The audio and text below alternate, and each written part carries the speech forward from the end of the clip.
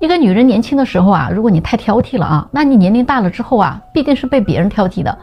前几天我这有个42岁的未婚大龄女人私信我哈，她说有没有希望再找到合适的？其实还是想结婚，她自己都说哈，以前自己太挑了，所以呢挺后悔的。现在想想啊，之前那些错过的人其实还是都合适。但是当局者很迷嘛，那会儿啊自己觉得自己条件好，反正呢都能挑出别人的毛病来啊，没有满意的，好像全天下男人都配不上自己啊。就算后来啊有过接触的异性，也没觉得相处的多好。哎，我可能啊对婚姻也有一种洁癖吧。我不能去接受一个有瑕疵的婚姻，所以我不但在追求一个完美的人我还在追求一个完美的关系。我害怕吵架啊，怕那种破碎的感情和勉强维系的婚姻关系。我要的是一个没有问题的感情，不需要动脑子就能维系的婚姻。所以我觉得自己的想法是不是问题太大了？可是现在我还能找到什么样的人呢？他让我给他一些建议啊，于是我说，那你现在找的话，就得把你的条件放低了才行。找个条件不如你的可以的。如果想找条件好的，可能你就得考虑那个岁数比你大很多的老男人，可能还是离异有孩子的那种。他一听就说那我还是宁愿找个年龄相仿的，条件不如我的。这个时候我就给他看了几个男士的资料。他看完了之后说，姐这几个我感觉都没啥眼缘。你想想我如果找个条件不如自己的，那我想我得图点啥吧，长得好看也行或者比我小的，长得阳光的，条件差一些的。哎，我这么一听真的又很无语了。年纪跟你差不多或者比你小的，他但凡长得好阳光帅气，就不会缺女人喜欢。你要是想要养小白脸那你这点实力其实又不太够。你虽然比普通人条件好一点但还没有好到可以让一个阳光帅气的比你年轻的男人愿意跟你去结婚的。他短择一下是可以的，你想跟他结婚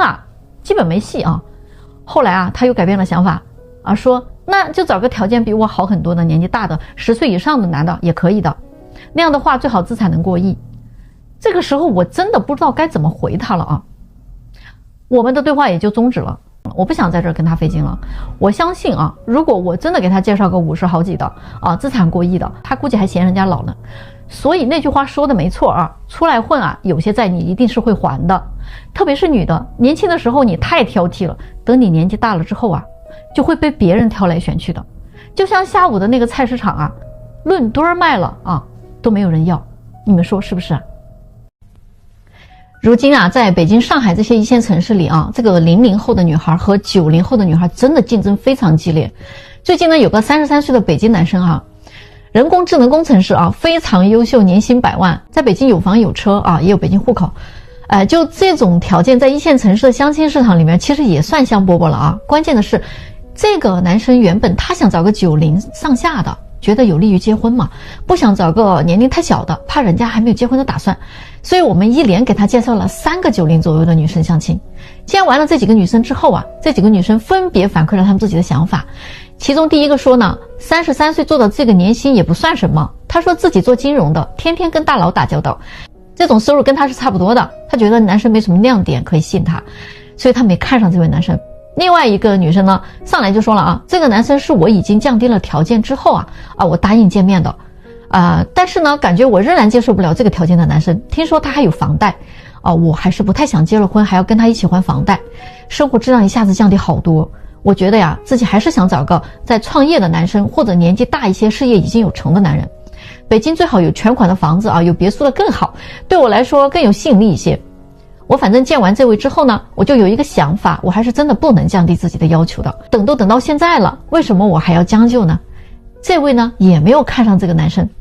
那么还有最后一个他呢也是一堆理由，什么长相不太喜欢什么不是独生子，有个妹妹，自己处理不好这种关系等等等等，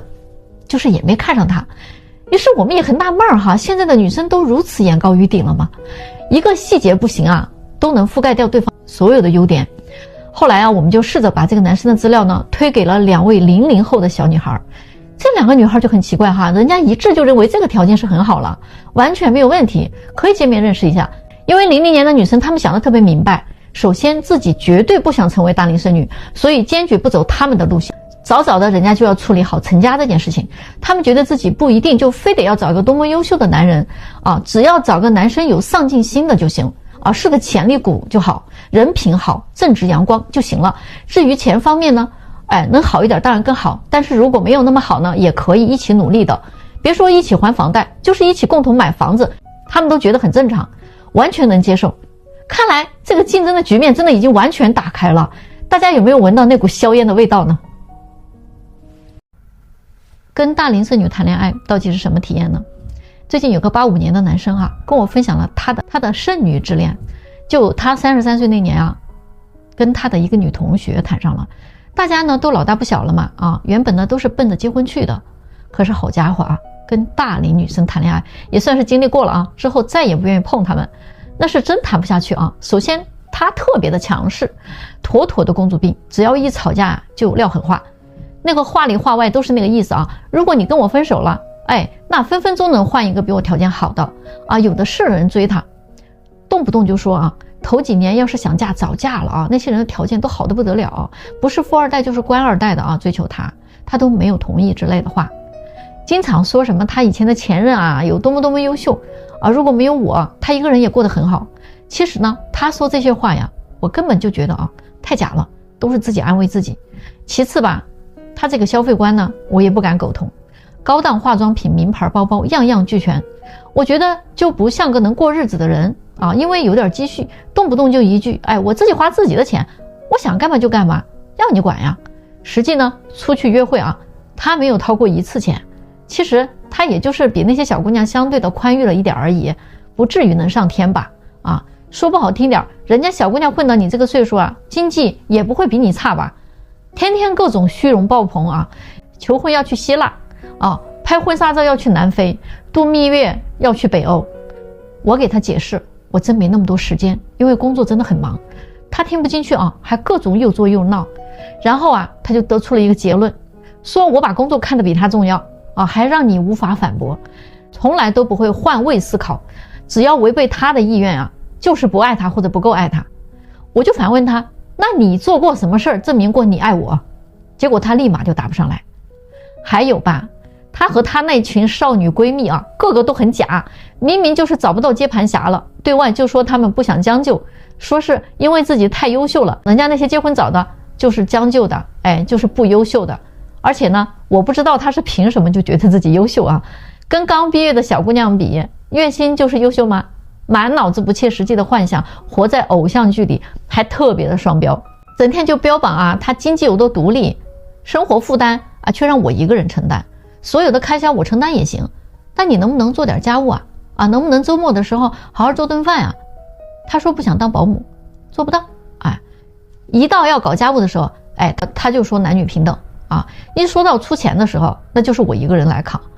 最后吧，他还特别情绪化，只要发生了矛盾，虽然年纪不小了还是一副很任性的样子绝不妥协，绝不低头，一定得我来缓解矛盾，并且最后呢结果都一样必须是他是对的。但是要说理解、包容、换位思考这些词儿在他身上完全看不到，非常自我。他的感受很重要，他答应我的事儿可以10有8九做不到，我答应他的事儿那是一件也不能变卦。最后一次吵架是因为他认为我孝顺父母就是妈宝还让我跟父母过一辈子得了。这一次我从内心彻底放弃他了，因为我不相信他未来能成为一个好妻子、一个好媳妇儿，甚至一个好母亲。我现在的老婆比我小8岁，现在我孩子都3岁了我过得很幸福，而他呢，听说还是一个人单身。你们说大龄剩女是不是都这样有没有例外？